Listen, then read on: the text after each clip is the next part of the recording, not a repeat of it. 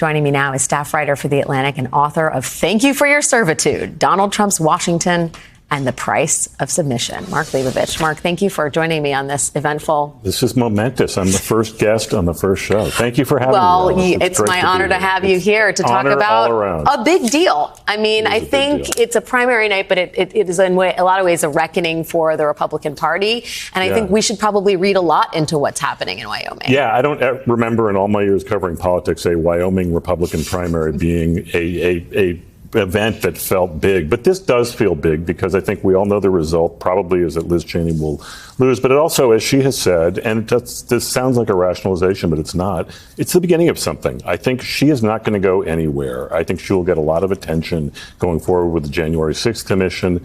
And look, I mean, she's made it a pretty firm objective of hers to bring down Donald Trump.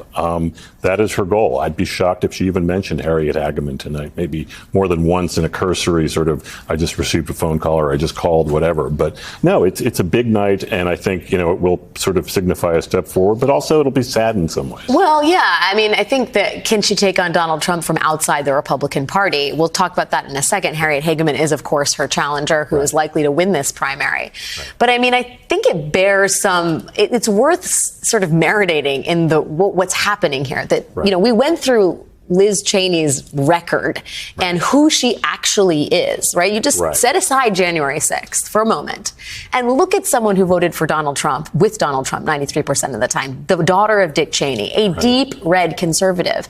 You were on the ground in Wyoming. None of that matters anymore. It doesn't. And it was stunning to hear how people say, look, this is the one issue that does matter, which is democracy, which transcends everything. And I will say this, you can go issue by issue and look at Liz Cheney's voting record over the last 5-6 years since she's been in Congress and since Donald Trump was in the White House.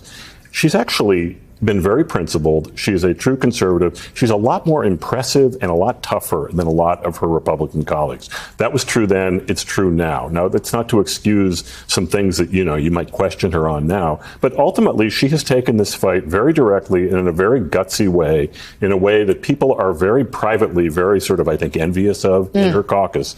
And it, frankly, bottom line, it's been very effective. I think the January 6th committee has been very effective, and her colleagues have been fairly scared of her in some ways. I mean, I guess I also meant that statement, none of that matters anymore, as a testament to how far the Republican Party has strayed, right? None of the very real things she did while as a congressperson count. There are lawn signs instead all over Wyoming that say, fire Liz. Right. No, and she is using terms like cult of personality. Now, that's usually more of a commentator notion, right? I mean, you don't actually hear Republicans say it's become a cult of personality in many cases. Liz Cheney is talking about this. The people she talks about on the stump that she admires these days are Democratic women congressmen. Alyssa Slotkin of Michigan. Mikey Sherrill of New Jersey. Houlihan of Pennsylvania. I mean, go down the list. And yes, I mean, she's going to be dismissed as, okay, she's just a Nancy Pelosi, Trojan horse or something. But no, it's not true. I mean, she is someone who I think stands much more firmly on principle than most of her colleagues do.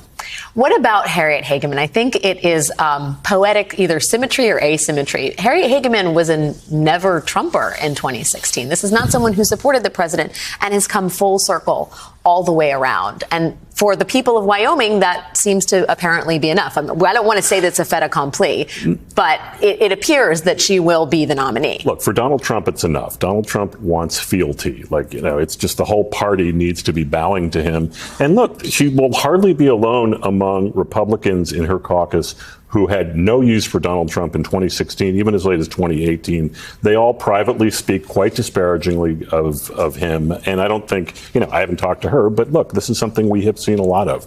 You talk about the Republicans who speak disparagingly of Trump, and you basically wrote a book about the, I will say, fecklessness of some elected members of Congress. I want to quote from your book. The wonder of this was that many Republicans agree with Cheney, quite a few of them members of her caucus. They say as much, tell her what a great job she's doing, how heroic she's been. But they only ever tell her this privately, always privately, just between you and me. Please don't repeat this off the record, okay? one wonders if their days in Congress are numbered as well. Because what you are seeing in these primary races across the country is a new brand of Republican who is a true believer and believes that the election is stolen, believes that Donald Trump must and should be the next president or still the president, depending on, where you land. And the people who quietly acknowledge, oh, but this is all clownish. This is all a fallacy. Right. Are the ones on their way out. No, I mean, yes, eventually. I mean, we've seen how loyalty works for Donald Trump. But I mean, the working title for this book when I was working on it was They All Know Better. And they do. Now, actually, what you have now are new members of Congress who probably don't know better. Well, I think right. Marjorie Taylor Greene might actually be a true believer. I mean, Lauren Boebert might be a true believer. So you have actual true Trump believers. I mean, who knows what this is going to look like in a few years, and we'll be longing for the statesmanship of Marjorie Taylor Greene, right? From your mouth, I mean, wow. The statesmanship of Marjorie Taylor Greene is not something we think, but the unbelievable cascade of events that have happened over the last 6 years. And he's still here. And look, Liz Cheney said repeatedly, this is a sick party. I mean, this is not something you say when you want the nomination of said sick party. She is running against the entire party, what it has become. I think she's willing to lose for it. I have a great deal of respect for that. You also posit in The Atlantic that you think she's going to run for president. I'll read the excerpt.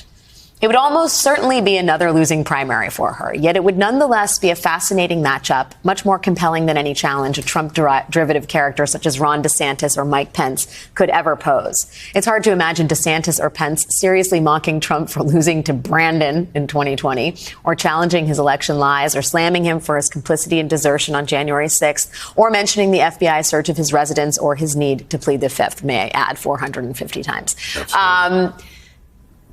Do you really think Liz Cheney is going to run? Absolutely. I don't think she's going to win, but I think that having her up on a debate stage would be a nightmare for Donald Trump. It would be a nightmare for a lot of Republican allies. It would be a nightmare for the RNC. But why is it a nightmare? They seem so adept at brushing it off. Because she runs circles around her colleagues. I mean, I think we have seen how effective she can be in a very clipped, sort of lawyerly, very fact-based, frankly, disdain for what has gone on. And she does have facts on her side. She has the truth on her side. She has history on her side, and she's much smarter than the people who she is fighting against. I mean, look, it's one man's opinion, but I actually stand by it. So, look, you don't see a lot of self-doubt with her. I mean, one of the things that's been striking to me in talking to the Kevin McCarthy's of the world over the last couple of years in writing this book is that a lot of these folks don't seem all that happy.